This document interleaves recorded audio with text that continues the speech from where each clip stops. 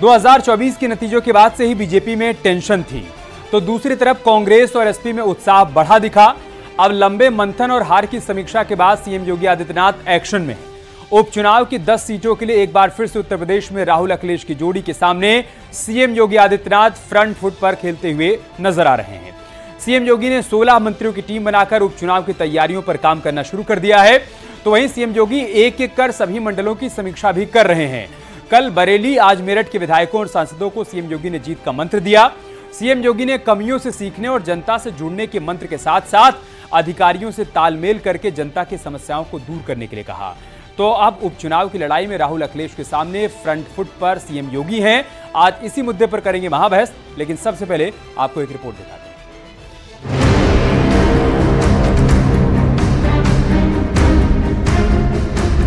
Front foot पर योगी, विपक्ष को नई चुनौती।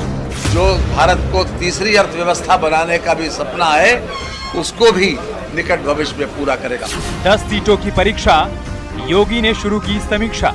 जो अपना फीडबैक है अपनी अपनी विधानसभा को माननीय मुख्यमंत्री जी को दिया है और उन्होंने पूरा सुनकर आश्वासन दिया है कि आगे सब ठीक हो जाएगा। माननीयों को योगी मंत्र, खत्म करें विपक्ष का भ्रम। माननीय मुख्यमंत्री जी मंडलवार समीक्षा करते हैं, तो चुनाव के बाद ये पहली ऐसी बैठक थी जिसमें लोकसभा चुनावों में, क्योंकि मेरठ मंडल में हम सभी सीटें जीते हैं, तो जहां हमारा मार्जिन बढ़ा है, किस विधानसभा में घटा है, तो वहां कारण क्या रहे और वोट कैसे बढ़ सकती हैं, तो उसमें कई कारण निकल के आए, जैसे वोटर लिस्ट में गड़बड़ी है या कहीं ना कहीं एक अफवाह उड़ाना। योगी का एक्शन, फीडबैक के लिए 1 to 1। मुख्यमंत्री जी जो कि प्रदेश के मालिक हैं 25 करोड़ आबादी के, तो उनकी जो पहल है वो सराहनीय है। राहुल अखिलेश के सामने फ्रंट फुट पर योगी।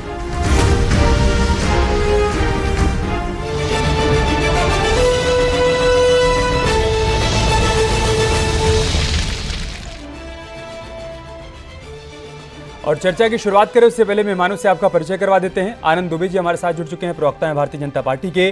दीपक रंजन जी हमारे साथ जुड़ चुके हैं, प्रवक्ता हैं समाजवादी पार्टी के। सचिन रावत साहब हमारे साथ हैं, प्रवक्ता हैं कांग्रेस पार्टी के। रतिभान त्रिपाठी सर हमारे साथ जुड़ चुके हैं, वरिष्ठ पत्रकार हैं। जैनेन्द्र अर्कवंशी हमारे साथ जुड़ चुके हैं, प्रवक्ता हैं एसबीएसपी के।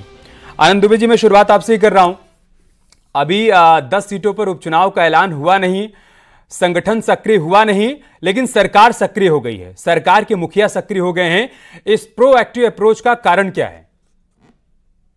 नहीं अमित जी, संगठन और सरकार दोनों सक्रिय हैं और अलग अलग स्तर पे लगातार बैठकें चल रही हैं। कल भी हमारे माननीय संगठन महामंत्री और माननीय अध्यक्ष जी ने सभी क्षेत्रीय अध्यक्षों के साथ बैठक की है। इसके पहले महामंत्रियों के साथ बैठक हुई और लगातार पार्टी की जो बैठकों का दौर है, जो रणनीति बनाने का दौर है, जो कार्यकर्ताओं तक मैसेज पहुंचाने का दौर है, वो लगातार जारी। संगठन स्तर पे, सरकार के स्तर पे आदरणीय मुख्यमंत्री जी हम सबका मार्गदर्शन कर रहे हैं। उत्तर प्रदेश में सभी भारतीय जनता पार्टी के कार्यकर्ताओं का मार्गदर्शन कर रहे हैं। कई हमारे जो अनुभवी मंत्री हैं, जो पहले संगठन के मर्मज्ञ रहे हैं, अब सरकार में हैं, उनके साथ बैठकें करके आगे की रणनीति बना रहे हैं, कार्य योजना तैयार कर रहे हैं और निश्चित रूप से सरकार और संगठन की पूरी ताकत के साथ, कार्यकर्ताओं के नए जोश और आत्मबल के साथ उत्तर प्रदेश में भारतीय जनता पार्टी इस उपचुनाव में 10 सीटों में समाजवादी पार्टी और इस जो घमंडिया गठबंधन है, इनको वो पटखनी देने जा रही है कि इनको समझ में आ जाए। ठीक है दीपक रंजन जी, इसी पर मैं आपका काउंटर चाहूंगा। आप लोग कह रहे थे कि सब कुछ उधर ठीक ठाक नहीं चल रहा है, न संगठन में न सरकार में, लेकिन आनंद जी कह रहे हैं कि सब एकदम दुरुस्त है, सब कुछ ट्रैक पर है, संगठन भी अपना काम कर रहा है, अपनी तैयारियों में जुटा हुआ है और सरकार भी अपना काम कर रही है और 10 की 10 सीटों पर आपको पटखनी देने वाले हैं। देखिए अमित जी, अब ये चाहे कुछ भी कर लें, अब जनता में इनकी नाराजगी जो है वो फैली हुई। आज की तारीख में जनता इनसे नाराज है और जनता ने जिस तरीके का, अभी आपने देखा होगा जो अभी आम चुनाव कंडक्ट हुआ कि हम समाजवादियों ने, इंडिया गठबंधन ने यहाँ पे 43 सीटें जीती और एनडीए गठबंधन जो पखंडिया गठबंधन है इनका, उसको मात्र 33 सीटें भारतीय जनता पार्टी जीती हैं और 3 सीटें और 36 सीटें जीतने का काम किया। अब ये किसको भी लगा ले, देखिए जो क्षेत्र में जो जहाँ पे बाई इलेक्शन होना है वहाँ पर पखंडिया गठबंधन के लोग जाएंगे वहाँ पर, और जब जनता उनसे सवाल करेगी, देखिए आज की तारीख में अमित जी, इनके आपस में दोनों इंजन जो आपस में टकरा चुके हैं, इनकी डबल इंजन की सरकार की जो बात करते थे, डबल इंजन की सरकार आपस में टकरा चुकी है और इनका जो कोल्ड वार है अब वो खुल करके सामने आ चुका है। इनके लोग पत्रवार आप देख लीजिए किस तरीके से चिट्ठी वार चल रहा है, लोग जो है आरक्षण को लेकर के चिट्ठी लिख रहे हैं। इनके अलायंस पार्टनर अनुप्रिया पटेल जी ने दो चिट्ठी लगी, अभी केशव प्रसाद मौर्य जी का चिट्ठी जो वायरल हुई, इनके खुद के जो विधायक हैं, कई बार के विधायक, सरकार में संगठन में इस तरीके की प्रक्रिया तो चलती रहती है। अगर किसी को कहीं पर समझ में आता है कि यहाँ ये कमी है, इसको दुरुस्त किया जा सकता है, तो उससे सरकार को और संगठन को अवगत करवाया जाता है। तो अगर वो सब कुछ चल रहा है तो उसमें दिक्कत क्या है?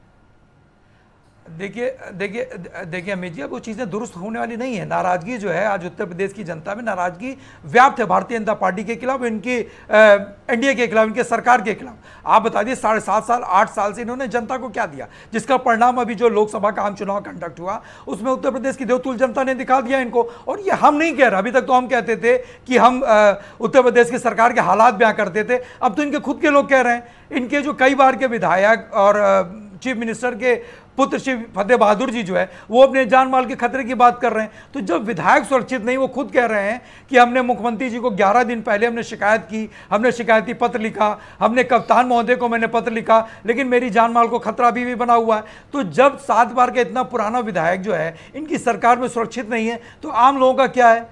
ठीक है, ये इनका अंदरूनी मामला, मैं ये नहीं कह रहा, लेकिन जो टीम 30 जो तैयार करते हैं, आगे आपकी बात आ गई आनंद जी, आपका काउंटर, उसके बाद दीपक जी मैं आ रहा हूं आपके पास। देखिए, एक चीज बड़ी स्पष्ट है कि उत्तर प्रदेश की सरकार में सभी सुरक्षित है, सभी को सुरक्षा है, और यही कारण है कि उत्तर प्रदेश में दनादन निवेश आ रहा है। उत्तर प्रदेश में हाईवे बन रहे हैं, उत्तर प्रदेश में एक्सप्रेसवे बन रहे हैं, उत्तर प्रदेश में फैक्ट्री लग रहे हैं, कल कारखाने लग रहे हैं। अगर दीपक रंजन जी को थोड़ा ट्रेवल करने का मन हो तो यहीं बगल में संडीला में जाके देख लें, बाराबंकी में जाके देख लें, मैं फैक्ट्रियों की सूची भी बता दूंगा, उनका निरीक्षण भी कराएंगे। लेकिन एक चीज बहुत स्पष्ट है, इन्होंने कहा कोल्ड वार चल रहा है। अरे हमारे यहाँ कोई कोल्ड वार नहीं, हमारे यहाँ लोकतांत्रिक पार्टी है, हर व्यक्ति पार्टी में अपनी बात रखता है, अगर कहीं कोई कमी नजर आती है तो उस पर पूरा संगठन और सरकार मिलकर चर्चा करती है। लेकिन आपके यहाँ क्या है साहब, आपके यहाँ सिर्फ एक व्यक्ति निर्णय लेता है और सारी पार्टी जो है उन्हीं के पीछे जो है लगी रहती है। और आपके यहाँ के वार को तो पूरे उत्तर प्रदेश ने देखा है, सार्वजनिक मंच पे देखा है, और मंच से लेकर घर से लेकर सड़क तक सारा वार जो है जनता ने देख लिया है, उसमें कहीं कुछ बताने के लिए नहीं है। और एक नया वार और अमित जी आपको बता दूं, सुनने में आया है कि चाचा जी फिर उठ गए हैं, क्योंकि अभी तक वो जो अखिलेश जी ने जो जगह छोड़ी है ना यहाँ उत्तर प्रदेश में और जो दिल्ली गए हैं, तो उस वाली जगह पे अभी बात बन नहीं पाई। अब चाचा जी आस लगाए बैठे थे। अच्छा, मैनपुरी के चुनाव में अखिलेश जी ने कहा भी था कि चाचा को बहुत जल्द बड़ी जिम्मेदारी दी जाएगी, लेकिन चाचा जी को अभी तक कुछ मिला नहीं। अब चाचा जी फिर से शायद रूठे हुए हैं और बड़े तकलीफ में। अब देखिए कि आने वाले समय में कौन सा वार जो है निकल के सामने आता है, ये तो दीपक रंजन जी बता पाएंगे। मैं दीपक जी से इसका जवाब लूंगा, लेकिन उससे पहले सचिन राउत को चर्चा में शामिल कर लेता हूं। ठीक है दीपक जी, मैं आऊंगा आपके पास, आपके सहयोगी हैं सचिन जी, उनको भी तो आने दीजिए ना चर्चा में। सचिन जी, आपकी तरफ सब कुछ ठीक ठाक चल रहा है? क्योंकि अभी कुछ समय पहले खबर सामने आई थी कि आप लोगों ने दिल्ली में एक बैठक की, लेकिन अखिलेश यादव ने उससे दूरी बनाए रखी। मतलब इधर जिस तरह की तैयारियां चल रही हैं, क्या वैसी तैयारियां आपकी तरफ चल रही हैं? इंडिया ब्लॉक भी वैसी तैयारी कर रहा है और 10 सीटों पर आप लोग साथ में लड़ने वाले हैं? सीट शेयरिंग का फॉर्मूला तय हो गया है? बिल्कुल अमित जी, जो सीट शेयरिंग की बात है वो जो है बंद कमरों में डिसाइड होती है, वो नेशनल टेलीविज़न पे नहीं बताई जाती है। और जहाँ तक हमारा जो इंडिया अलायंस है वो मजबूती से भारतीय जनता पार्टी के खिलाफ संघर्ष कर रहा है, लड़ाई लड़ रहा है। क्योंकि क्या है, उत्तर प्रदेश जो सबसे बड़ा प्रदेश है और उत्तर प्रदेश में योगी आदित्यनाथ जी बड़े बड़े वादे करके इस प्रदेश के मुख्यमंत्री बने, लेकिन आज उन वादों का क्या हुआ? आज जो इन्होंने उत्तर प्रदेश पुलिस की एक डेट दी परीक्षा कराने की, मैं तो इनसे ये निवेदन करना चाहूँगा कि कम से कम एक परीक्षा तो सुचारू आप करा सकते हैं, वो करा दीजिए। क्योंकि 12 परीक्षाएं इनकी रिजर्व में हुए, सबके पर्चे लीक हो गए। आज युवा दर दर भटक रहा नौकरी के लिए, लेकिन युवाओं की कोई सुध नहीं है। सुध है कुर्सी कैसे बचाई जाए, कुर्सी अपनी कैसे सुरक्षित की जाए। कुर्सी की जो लड़ाई में उत्तर प्रदेश की जनता पिस रही है, उसको पूरा देश देख रहा है। मैं तो एक बात कहना चाहूंगा अमित जी, पहले इनकी सरकार में दलित उपेक्षित थे, पिछड़े उपेक्षित थे, अल्पसंख्यक उपेक्षित थे, लेकिन अब इनकी सरकार में जो क्षत्रिय बिरादरी के विधायक हैं वो सुरक्षित नहीं है। आज एक बदलापुर के विधायक है रमेश मिश्रा जी, जो ब्राह्मण समुदाय से आते हैं, वो बता रहे थे कि जिस तरह से उनकी सुनवाई नहीं हो रही, थानों में जिस तरह से उगाही चल रही है, जिस तरह से चरम पे भ्रष्टाचार है विभागों में, इस पर क्या बात करना चाहेंगे आनंद दुबे जी? ये कह रहे बड़ा अच्छा चल रहा उत्तर प्रदेश। अरे जंगल राज बना दिया आपने, हर तरफ अपराध हो रहा है। हाथरस की इतनी बड़ी घटना हो गई, आपने मुआवजा के नाम पर रेवड़िया बांटी, 2 लाख रुपए दे करके आप जान माल का खतरा बता रहे, जान की कीमत लगा रहे 2 लाख रुपए देकर, कंपनसेशन आप नहीं दे पा रहे हैं। लेकिन आप सिर्फ और सिर्फ ढोल मंजीरा लेकर के अपनी सरकार की वाहवाही कर रहे हैं। लेकिन प्रदेश की जनता देख रही है। अभी तो आपको लोकसभा में ट्रेलर दिखा था कि भारतीय जनता पार्टी 33 सीटों पे आ गई। चिंता मत करिए, वो दिन दूर नहीं है कि 27 से पहले ही आपकी सरकार नहीं बचने वाली है। और निश्चित तौर पे इस बार जनता आपकी सरकार बदलने के लिए तैयार है। आनंद दुबे जी कुछ भी कर लीजिए, मैं लूंगा, आनंद जी से जवाब लूंगा आपकी बातों का, वो काउंटर भी करना चाहते हैं। लेकिन एक बार जैनेंद्र जी को भी चर्चा में शामिल करूंगा। एक सेकंड प्लीज, मैं आनंद जी के पास जाऊंगा, लेकिन उससे पहले जैनेंद्र अरकवंशी, सब कुछ ठीक ठाक चल रहा है, क्या सरकार में आपकी बात सुनी जा रही है? ओम प्रकाश राजभर की बात सुनी जा रही है, आपकी पार्टी के कार्यकर्ताओं की बात सुनी जा रही है? क्योंकि अगर उनको अपने कार्यकर्ताओं को यह कहना पड़ रहा है कि आप लोग थाने जाइए तो 4-5 के झुंड में जाइए, पीला गमछा लगा कर जाइए, ताकि दरोगा को ये लगे कि ओम प्रकाश राजभर ही आए हैं, ये कोई कार्यकर्ता नहीं आए, आम लोग नहीं आए हैं, सुनी नहीं जा रही है क्या? नहीं, बातें सभी सुनी जा रही हैं। जो हमारे नेता माननीय ओम प्रकाश राजभर जी ने भी कहा कि लगभग 95% बातें सभी जगह सुनी जा रही हैं, चाहे कार्यकर्ताओं की हो, पदाधिकारियों की हो, चाहे किसी की भी। वो हमारी पार्टी से संबंधित नहीं बात कर रहे हैं, वो सभी की कर रहे हैं, प्रदेश के अंदर कर रहे हैं। और कुछ लोग, देखिए, सरकारी महकमा है, चाहे वो पहले की सरकारें रही हो, आज की सरकारें हैं, तो वो कुछ ना कुछ थोड़ा बहुत इधर उधर होता है, तो वही 5% उन्होंने छोड़ा था। लेकिन मैं एक और चीज बताना चाहूंगा कि पुलिस व्यवस्था जो है पहले से सुदृढ़ हुई है। अभी भी कुछ लोग अगर पिछले शासनकाल को सोच के जी रहे हैं तो उनको दुरुस्त हो जाना चाहिए। और साथ में माननीय योगी जी लोगों की तरफ आप ये कहना चाहते हैं कि पूर्ववर्ती सरकार के दौरान जिन पुलिस वालों की नियुक्ति हुई थी वो नहीं सुन रहे, वो अपने मन का कर रहे हैं? नहीं, देखिए, मैं स्पष्ट कर दूं, जब समाजवादी पार्टी का शासनकाल था तो आरक्षण को दरकिनार किया गया था। इलाहाबाद हाई कोर्ट का एक फैसला भी आया था जिसमें उन्होंने कहा था कि जिन जातियों को आरक्षण का 50% लाभ मिल चुका है, उन जातियों को आरक्षण से बाहर किया जाए, जो कि नहीं किया गया। और उसके बाद आरक्षण को दरकिनार करके एक ही जाति से लगभग सभी पदों को भरा गया, जिसमें बहुत सारी मैं बातियां आपको गिना सकता हूं जो इलाहाबाद हाई कोर्ट ने रद्द की थी। केवल इसी वजह से रद्द की थी कि वो एक ही जाति से भरी गई थी। साथ में दूसरी चीज और जोड़ देता हूं, इलाहाबाद हाई कोर्ट ने उस समय उच्च माध्यमिक शिक्षा सेवा आयोग के अध्यक्ष हों, चाहे लोक सेवा आयोग के अध्यक्ष हों, चाहे उच्चतर शिक्षा सेवा आयोग के अध्यक्ष हों, तीनों को जो हटाया था वो मतलब आप सुन के हंसेंगे कि इलाहाबाद हाई कोर्ट के कहने पर हटाया गया। क्यों? क्योंकि तीनों एक ही जाति को बिलोंग करते थे और एक ही जाति की भर्तियां करवाने में संलग्न थे। तो मेरा कहना यह है कि माननीय योगी जी के शासनकाल के अंतर्गत सभी कुछ एक स्मूथ चल रहा है। चाहे विकास की बात हो, आप चारों तरफ देखेंगे कि सभी की जो सड़कें हैं वो एक जाल सा बुना गया है, और वो भी अच्छी सड़कें, वो गड्ढा मुक्त सड़कें हुई हैं प्रदेश के अंदर। चाहे स्कूल कॉलेजों की हालत हो, 5% ऊपर नीचे है, लेकिन वो भी ठीक हो जाएगा, इस बात की उम्मीद आपको है। रतिभान जी, मैं आपके पास आ रहा हूं, उसके बाद मैं आनंद दुबे जी को चर्चा में शामिल करूंगा। क्या आपको लग रहा है कि सीएम योगी के प्रोएक्टिव अप्रोच का एक बहुत बड़ा कारण यही है कि लोकसभा चुनाव में अपेक्षाकृत परिणाम नहीं आए, और अब उनको लग रहा है कि सरकार के मुखिया के नाते जहां कहीं कमी रह गई, जहां कहीं थोड़ी बहुत चूक रह गई, उसको दुरुस्त किया जाए ताकि 10 की 10 सीटों पर कमल खिलाया जाए और पार्टी 2027 में पूरे जोशो और खरोश के साथ मैदान में उतरे? अमित जी, चुनाव के बाद जो योगी सरकार के कार्य प्रणाली में बदलाव आया है वो दिखाई पड़ रहा है।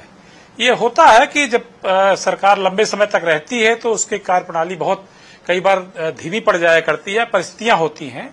लेकिन चुनाव परिणाम आने के बाद से सरकार में के कार्यप्रणाली में परिवर्तन दिख रहा है, सक्रियता बढ़ी है, और उन लोगों की बात भी सुनी जा रही है जिनकी बात न सुने जाने का एक तरह से इल्जाम आया करता था।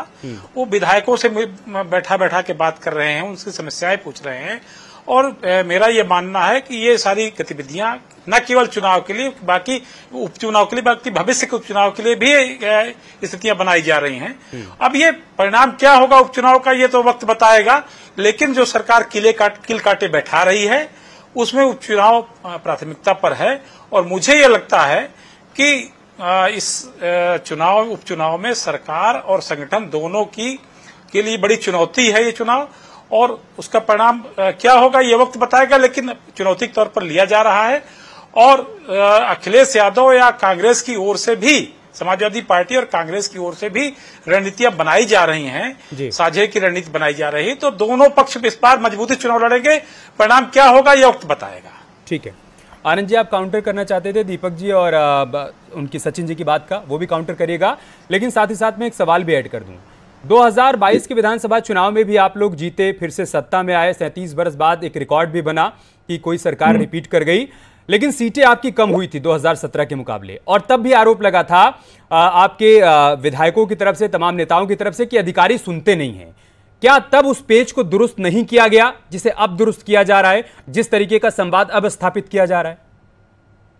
नहीं, देखिए माननीय मुख्यमंत्री जी समय समय पर जनप्रतिनिधियों से, पार्टी के कार्यकर्ताओं से मिलते हैं, उनका फीडबैक लेते हैं, और निश्चित रूप से जिन भी लापरवाह अधिकारियों या इस तरह के अधिकारियों की बात सामने आती है उनको, उनके खिलाफ कार्रवाई भी होती है। ये बहुत स्पष्ट है। अब मैं जरा सचिन रावत जी की बात का जवाब देना चाहता हूं। इन्होंने कहा एक ना लगातार झूठ फैलाने का काम जो है ये लोग करते हैं। उत्तर प्रदेश में योगी आदित्यनाथ जी की सरकार ऐसी पहली सरकार है जिन्होंने अपने इतने कार्यकाल में 7 लाख से ज्यादा लोगों को सरकारी नौकरी दी, और बाकायदे नौकरी जब देते हैं तो लोग भवन में बुला के सर्टिफिकेट। जी वो नौकरी कहाँ थी, वो नौकरी कहाँ दी है ये बताइए भाई। ऐसे एक सेकंड सचिन जी, ऐसे टोका टाकी से काम नहीं चलेगा, टोका टाकी से काम नहीं चलेगा। आनंद जी आप अपनी बात पूरी करिएगा, लेकिन एक बड़ी खबर आ गई है, वो दर्शकों को बता दें। लखनऊ से बड़ी खबर आई है, प्रयागराज मंडल की बैठक समाप्त हो गई है। सीएम योगी के साथ जो बैठक चल रही थी, जानकारी मिल रही कि सांसदों और विधायकों से फीडबैक लिया उन्होंने। कल लखनऊ मंडल की बैठक होगी, सभी मंडलों से फीडबैक ले रहे हैं सीएम योगी आदित्यनाथ।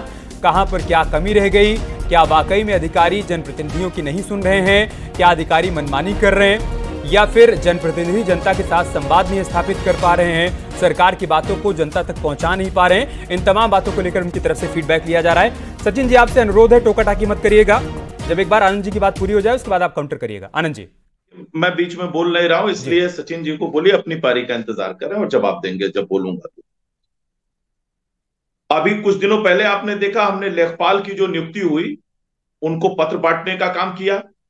1.5 लाख के आसपास हमने सिर्फ बेसिक में नौकरी दी है, और 1.5 लाख से ज्यादा हमने उत्तर प्रदेश में सिपाही की भर्ती की है। 10,000 केवल महिला कांस्टेबल की संख्या होती थी समाजवादी पार्टी के सरकार में, जो इस समय बढ़ के 40 लाख हुई है, 40,000 हुई है। और सुन लीजिए, ये कह रहे हैं बड़ी परीक्षाएं कराई, सारे पर्चे लीक हो गए। नौकरी के नाम पर सिर्फ आपने ठेका प्रथा लागू कर दी प्रदेश में, हर तरफ ठेका प्रथा। संविदा कर्मी उनको भी उनको सैलरी नहीं दे पा रहे हैं। अनुदेशक के जो, आप मुझे सुनिए, अनुदेशक के जो हमारे अभ्यर्थी थे, अनुदेशक के शिक्षक थे, उनके साथ मजाक कर रहे हैं। 17,000 सैलरी थी, आप उनको 7,000 दे रहे, 6,000 दे रहे। सचिन जी मैं आपसे रिक्वेस्ट कर रहा हूँ, देखिए मैं इस तरीके की डिबेट नहीं करता। सचिन रावत जी, मैं इस तरीके की डिबेट नहीं करता, टोका टाकी मत करिए। मैं आपके पास आऊंगा, अगर आपके पास तथ्य आप काउंटर करिएगा। उनकी बात खत्म होने दीजिए, उसके बाद आ रहा हूं मैं आपके पास। जी बिल्कुल। आनंद जी, सबसे बड़ी बात आप ये समझिए कि ये जिनके साथ खड़े हैं, चाहे 4,000 दरोगा की भर्ती हो, चाहे शिक्षकों की भर्ती हो, चाहे सिंचाई विभाग की भर्ती हो, इलाहाबाद हाईकोर्ट ने रद्द किया। समाजवादी पार्टी के शासनकाल में हमने निष्पक्षता के साथ सरकारी नौकरी दी है। इनके समय में नौकरियों में घोटाले होते थे, परिवार पैसा लेने के लिए निकल जाता था। और सचिन रावत से सिर्फ एक बात का जवाब दीजिए, इन्होंने कहा था कि हिमाचल प्रदेश में पहली कैबिनेट की बैठक में 1 लाख सरकारी नौकरी देंगे। कितने समय हो गया हिमाचल प्रदेश में सरकार बने और एक नौकरी नहीं दी है। ये कितने झूठे लोग हैं। इसी तरह इन्होंने राजस्थान में वादा किया और राजस्थान के युवाओं को आके प्रियंका गांधी के सामने उत्तर प्रदेश में प्रदर्शन करना पड़ा। ये वो लोग हैं। इसी तरह इन्होंने बात तेलंगाना में किया, इसी तरह कर्नाटक में किया। हर जगह ये लोग झूठ बोलते रहे और कहीं इन्होंने वादा पूरा नहीं किया। ये ऐसे झूठे लोग हैं। ओके। ठीक है, सचिन रावत।